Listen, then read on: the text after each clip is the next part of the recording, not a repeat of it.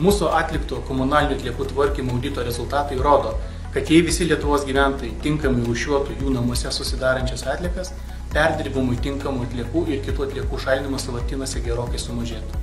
Deja, rezultatai rodo, kad tai daryti Lietuvos gyventojams vis dar trūksta motyvacijos. Daugiau nei pusė Lietuvoje surinkamų komunalinių atliekų sudaro mišrios komunalinės atliekos.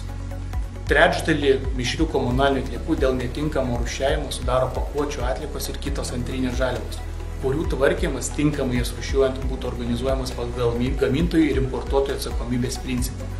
Todėl siekiant tinkamai sutvarkyti susidarančias atliekas, savivaldybėse ir toliau turėtų būti plėtojama maisto ir virtuvės atliekoms bei kitoms antrinėms žaliavoms surinkti skirta infrastruktūra. Kadangi apdorojant mišriasias komunalinės atliekas, atskirtų antrinių žaliavų skaitant ir pakuotės dalis siekia tik apie 8,5%, manome, kad neužtikrinus tinkamo atliekų rūšiavimo bei pakankamų antrinių žaliavų apdorojimui skirtos infrastruktūros pajėgumų, komunalinių atliekų tvarkymui keliami tikslai gali būti nepasiekti.